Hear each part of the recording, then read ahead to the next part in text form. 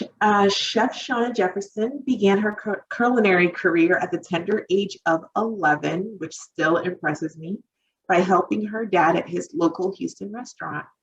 After spending many years in business and as a practicing attorney, she returned to her culinary roots by managing the family restaurant for a few years while obtaining a degree in culinary arts from San Jacinto College. She's always had an interest in giving back to others because she believes that to whom much is given, much is required. Being a Chef for Seniors owner and personal chef gives her the opportunity to do well by doing good and to combine her love for people, business, and the culinary arts. She and her team of talented chefs serve the seniors of North and Southeast Houston metro areas. Chef Shonah attended the University of Texas at Austin, where she received her bachelor's in finance and planned to honors liberal arts. She also has a law degree from Georgia State University College of Law. She has been a Chefs for Seniors franchise owner since 2018. I am going to turn it over. I'm going to stop sharing my screen so that we can see her beautiful kitchen and what she has to share with us today. All right, you are on, Chef. All righty, thank you so much. Okay, can everybody see and hear me? I just want to make sure. Okay, great. Thanks, Pearl. Okay, so today I'm going to show you how to make another simple but flavorful recipe. It's a Sriracha-Glazed chicken with paprika butternut squash, and you will have access to the recipe itself.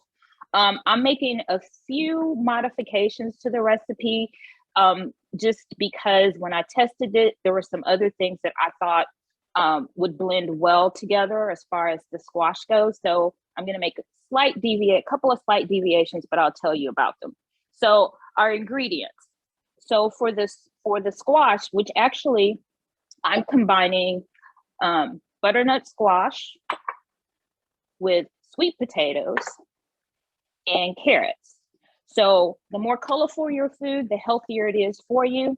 And so I like the combination of butternut squash, sweet potatoes, and carrots. So I'm mixing those together. So we've got those. I've got 2 tablespoons of oil, and then smoked paprika, a 1/4 teaspoon of pepper, and a 1/4 teaspoon of salt. And that is the only added salt we have in this recipe.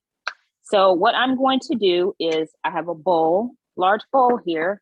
I'm going to put my oil in the bowl along with my spices. And I'm going to mix that together. Then I'm going to add my sweet potatoes, my squash, and my carrots. Okay. Then going to make sure that everything is well mixed and that the oil and spice mixture coats all of the vegetables evenly. The other thing you want to make sure you do is you want to make sure that your vegetables all the same size, because we're going to roast these in the oven, and cutting them the same size ensures that they'll all roast at the same time. If you have large pieces and small pieces, your small pieces are going to roast faster than your large pieces, and so you'll have some soft vegetables and some crunchy vegetables, and that does not make for a pleasant eating experience. So I'm mixing all of these together. Make sure everything is nice and coated. Then I have a sheet pan here with some parchment paper on it that I've prepared. And I'm just going to pour the vegetable mixture onto the sheet pan. Using parchment paper or foil is going to make cleanup so much easier for you. So I highly recommend anytime you're going to roast anything in the oven on a sheet pan, go ahead and take out your parchment paper or coat it with foil. And then all you have to do is throw the paper or the foil away, and you have minimal cleanup of the sheet pan. So I've evenly distributed all of the vegetables there. So we're going to put these in the oven. And you want to make sure that you preheat your oven to 400 degrees. And while those are cooking in the oven, it's going to take about 30 to 35 minutes for those to cook. The next thing that we're going to do is work on preparing our chicken. So one of the things that Dr. Pitts did a great job in talking about is the use of salt. And so as far as the chicken that we're making today, the marinade actually does not have any added salt in it, which is a great thing. So what we're starting with is 2 teaspoons of maple syrup. And then I'm going to add to that 2 tablespoons of sriracha sauce.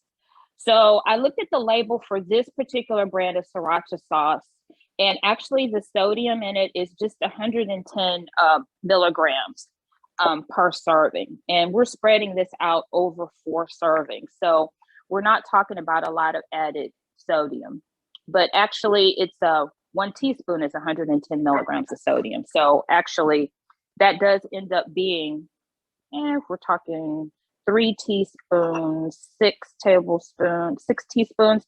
So we're talking about 660 milligrams of sodium, but that's still spread across, in this case, we're using 6 chicken breasts. So it's not going to be a lot of added sodium per serving, and we're not adding any additional salt. So that's a good thing. So I'm mixing that together, and then we're going to add 1/4 teaspoon of pepper. If you are sensitive to spice, you can always cut back a little on the pepper. I don't recommend cutting back so much on the sriracha because actually, since it's just a marinade, the chicken is not going to turn out to be extremely spicy. So you're okay there. And then we're going to add 1 tablespoon of balsamic vinegar. Now, vinegar is another thing that you can add to your meals that will give it a punch without adding any additional sodium. So vinegars are a great way to season your food and still keep your sodium levels low. Then the last thing I'm going to do is add another 2 tablespoons of oil. And I'm mixing this together. The recipe says just to pour it in the bag with the chicken, but I'm mixing it together just to make sure that it's nice and it's thoroughly combined. Now, the recipe calls for 4 boneless, skinless chicken breasts, about 4 ounces each, with all visible fat discarded. What I'm using today, actually, they're chicken breasts, but they're the thin cut chicken breast cutlets that you can get them in a pack, and usually it's a pack of 6 at the grocery store.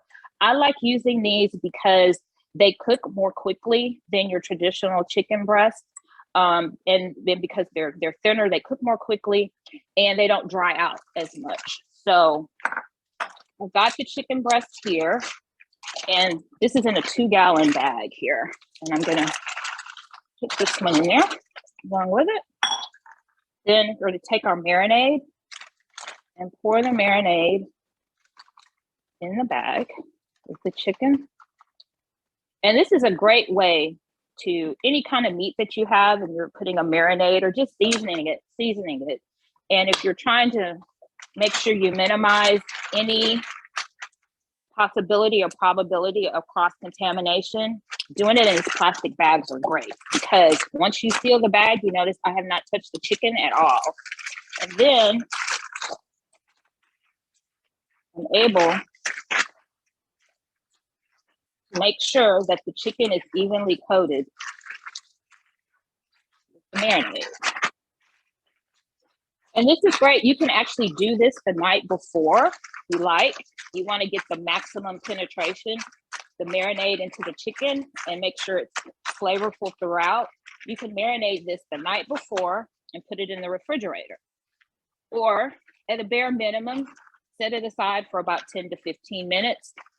While your vegetables are cooking, this can marinate for about 10 to 15 minutes. And then we're going to take the chicken and actually saute it on the stove. So what I've actually done in the interest of time, I've actually taken a couple of chicken breasts and I've sauteed them along with the marinade on the stove. You want to make sure though, as you cook the marinade, you need it to come to a boil, because you want to make sure that you cook out all of the bacteria and potential contaminants. So I have 2 of the chicken breasts here. And what I've actually done is I've pre-plated it with the squash, carrot, and sweet potato mixture. And this recipe goes great with some green beans. And so I actually made some fresh green beans along with some fresh tomatoes and onions to go along with the meal. And so here you have the Sriracha-Glazed chicken breast with roasted paprika, butternut squash, carrots, and sweet potatoes, and some nice healthy green beans. And so you have a nice healthy plate here. And notice Dr. Pitts was talking about my plate. If you look at the size, if you look at this plate, more than half of my plate is vegetables. And then you have just this small side that is the chicken breast. So it's a nice healthy plate for you.